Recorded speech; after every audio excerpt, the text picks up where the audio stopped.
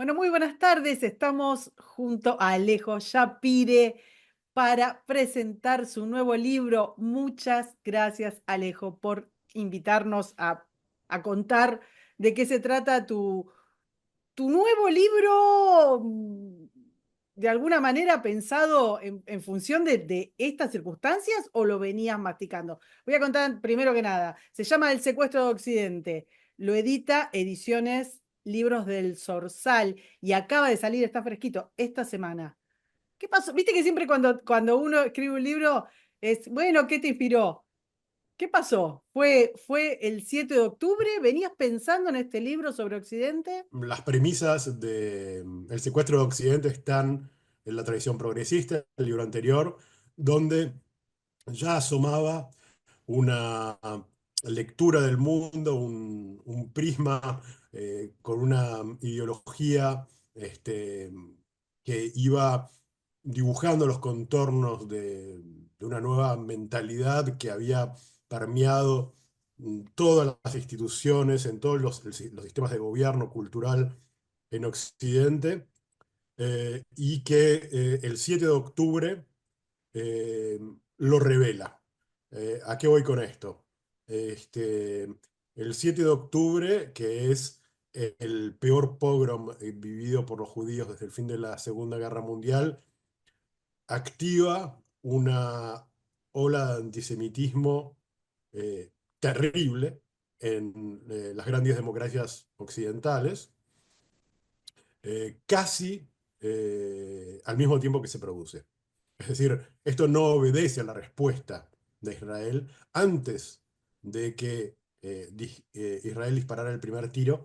Ya había todo un conglomerado de la gente que interviene en el debate público, que va desde Black Lives Matter, festejando a los terroristas en parapente, a las publicaciones por ahí marginales de izquierda que celebran la revolución, pero muy pronto vamos a ver que esto está mucho más extendido, notoriamente con uno de los primeros escándalos, que es las grandes universidades elitistas de Estados Unidos y de Europa, donde el acoso a los judíos, donde las consignas de apoyo a organizaciones terroristas consideradas como tales por la Unión Europea o Estados Unidos, eh, habían este, conseguido un apoyo que muchos no sabían explicarse. Entonces yo lo que trato de hacer en este libro es explicar de dónde viene eso.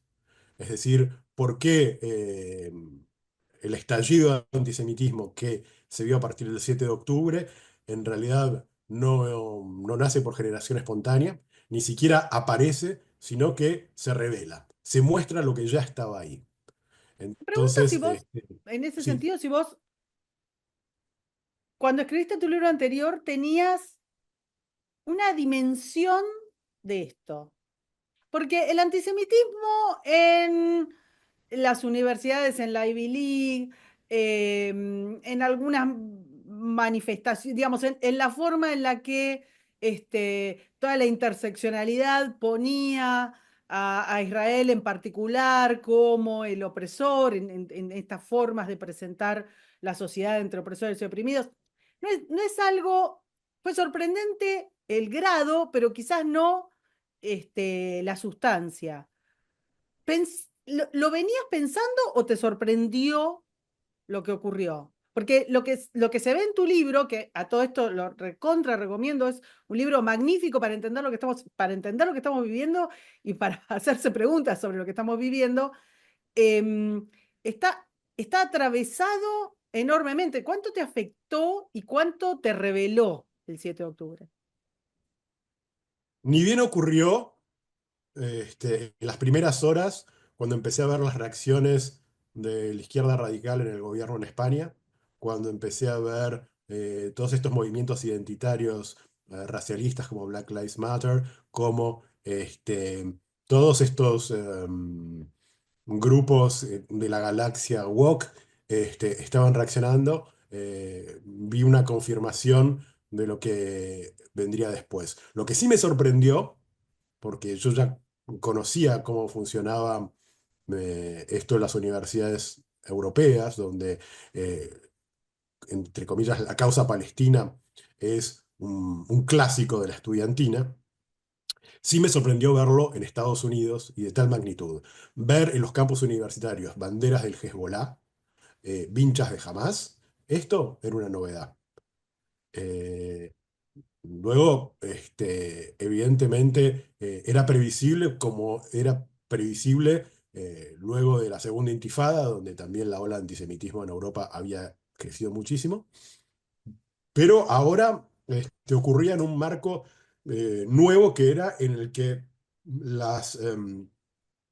esta nueva ideología identitaria que divide el mundo entre la dicotomía oprimidos, opresores, blancos y no blancos, en las que coloca erróneamente, aparte, a Israel dentro del blanco opresor, haga lo que haga, porque en esto consiste un determinismo, es decir, vos sos inocente o culpable más allá de lo que hagas en función de tu color de piel y tu orientación sexual.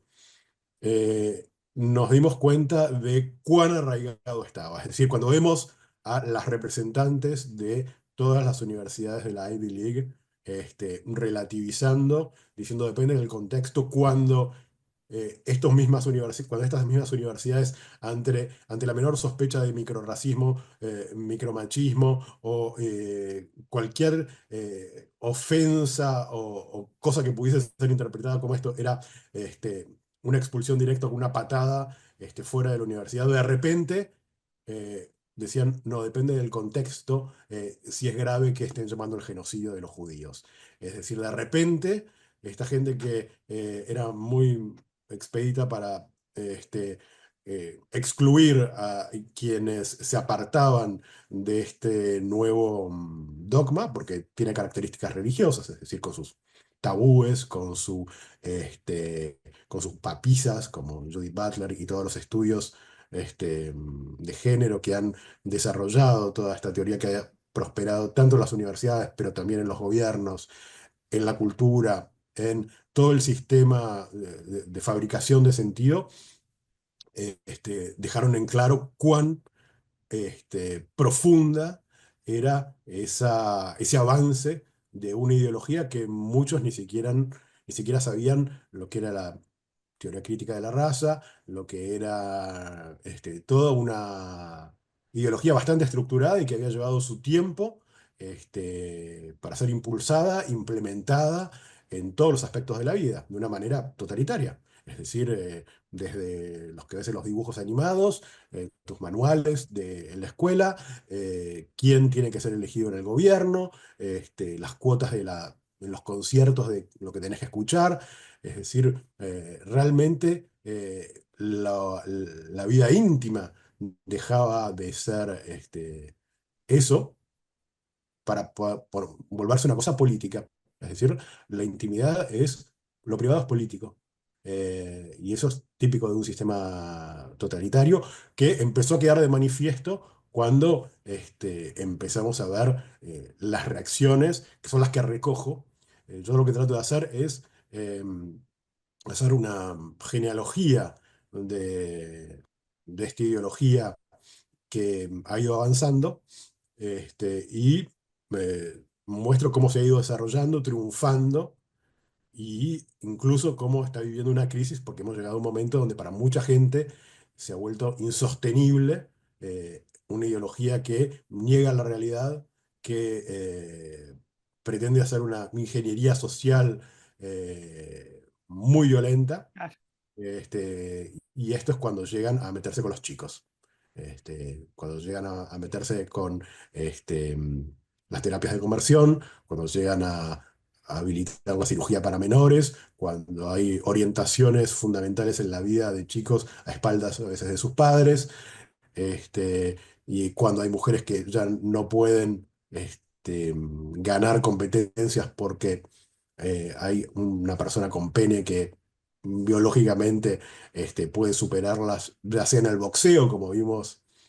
Los Juegos Olímpicos, exacto. Bueno, los Juegos Olímpicos era un poco más complicado porque nunca se supo realmente qué había, pero luego vimos en los Paralímpicos Claro.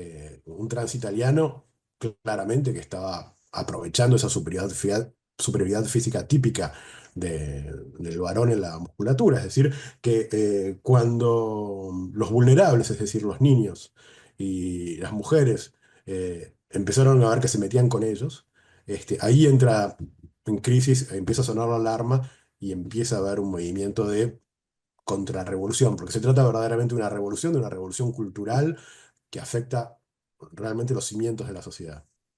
Hay una cosa muy interesante respecto de, vos hablabas, bueno, digamos, el sesgo economicista que atravesaba las teorías marxistas queda de lado. Entonces, si hay alguien que en la interseccionalidad es beneficiado y es millonario, es menos privilegiado que alguien que en la interseccionalidad sea menos beneficiado y sea pobrísimo o estuviera en la indigencia.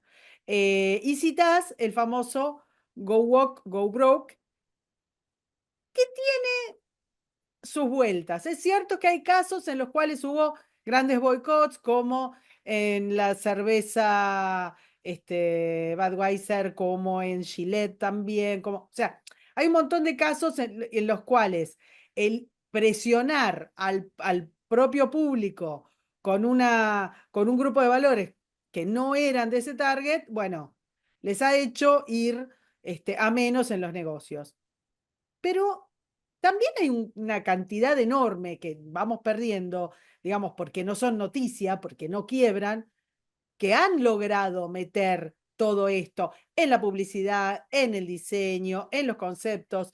¿Hay un capitalismo moralista? Sí, a ver, yo no digo que ha fracasado todo, pero en un momento dado la gente se harta de que la estén permanentemente sermoneando.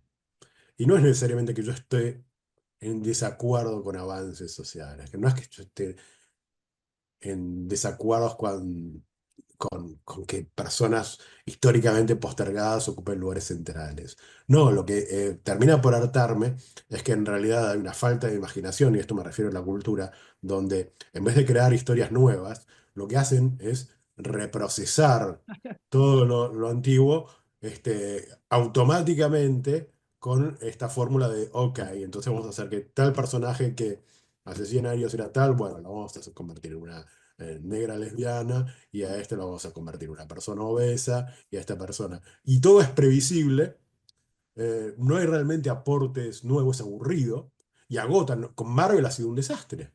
Sí, Marvel sí, lo en han los metaversos son agotado, increíbles también, aparte. o sea, o sea, es muy holgazán además como mecanismo, porque, es decir, contame una historia entretenida y buena. Dejá de, o sea, y esto ha pasado también sobre todo con los capocómicos, que se convirtieron en curas. Es decir, donde empezaron a decirte cómo tenías que votar, a cómo tenías que luchar Y contra tal mataron el injusticia. humor, pasó con programas cómicos, bueno, pasó con los programas cómicos que uno los ve ahora y decís, esto no se puede decir, esto no se podría decir, esto no se podría decir, mataron el humor, No. y con los que pervivieron, se volvieron aburridos, sosos, moralizantes, ridículos, y de alguna manera también se perdió la imaginación en la cultura porque al ser tan dogmático, no hay manera de pensar por fuera de lo que dicta de alguna manera el poder. Vas a el momento en el que te parece que esto empieza a crujir, que decís, bueno, acá está, la tolerancia llegó hasta acá, que es la hipersexualización de los niños, los tratamientos de cambio de género, o sea, tratar de poner en los niños a como dé lugar esta ideología. No solo la teoría de la raza, no solo la interseccionalidad, no solo la hipersexualización, sino finalmente la teoría queer llevada a extremos en los cuales niños muy pequeños han sido, bueno, hormonizados, adoctrinados y demás.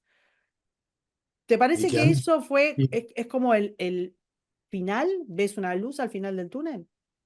no, no sé si es final y probablemente no sea todo blanco y negro, pero hemos visto en los lugares donde más prosperó esta ideología, que como en Reino Unido, donde han dado marcha atrás con los bloqueadores de pubertad, con las clínicas de operaciones que están mucho más reguladas, con la decisión estos últimos días de no poner trans en prisiones de mujeres. eh, porque violaban a las mujeres. Este, empiezan a haber mujeres atletas que dicen, mirá, yo la verdad que me dediqué toda mi vida para ganar medio segundo en un tipo de carrera y de repente llega una persona con un cuerpo de hombre y sé que nunca más me vuelvo a subir un podio. Es decir, que eso por un lado. También ocurrió que durante la pandemia los padres empezaron a descubrir, porque se vieron obligados a convertirse en profesores, en lo que sus hijos estudiaban. Y ahí entendieron hasta qué punto se había impregnado en el material escolar toda esta ideología. Que empezó, nuevamente, empezó con, ok, derechos civiles, tenemos que mejorar para terminar con discriminaciones, mayor igualdad, más lugar para la mujer, en cosas que eran, nada, taras históricas comprobables. Eso después empezó con se transformó en la corrección política, es decir, empezó a intervenirse el lenguaje, cosas que no podían decir, es decir, los enanos se convertían en personas verticalmente impedidas, y todo un tratamiento del lenguaje este, que prestaba risa, pero bueno, para las empresas eso no era mucho problema porque, bueno, mientras el modelo económico no estuviese en cuestión, podían organizar estos talleres de inclusión. Y bueno, y hubo mucha gente que empezó a contar con medios. Este, para trabajar en estos temas. Es decir, en las universidades se desarrollaron un montón de departamentos acientíficos, es decir, donde ya no hay más que probar nada. Es decir, se parte de un dogma y nada es falseable, nada es comprobable, todo es subjetivo. Estamos en una relativización cultural absoluta donde lo que importa es el sentir de cada quien, es mi verdad, donde ya no hay verdades objetivas, donde el universalismo es visto como una cosa de extrema derecha, este, Sí, donde se y, empezaron a hacer matemáticas feministas, donde se empezaron a hacer y exámenes se- más sencillos. y hablar de eh, matemáticas racistas, y de hablar de puntualidad racista, de cosas que la exactitud como algo racista, es decir, Mérito. el mérito se convirtió en la peor mala palabra del mundo, y y todo esto en nombre del bien, en nombre de ideas, de conceptos nobles como la igualdad, la diversidad, con los que uno evidentemente está de acuerdo, pero cuando en realidad se ve lo que están proponiendo es una corrección a partir de una cosa que se parece demasiado a una venganza racial, cuyo principal motor es el resentimiento. Esto es fundamental.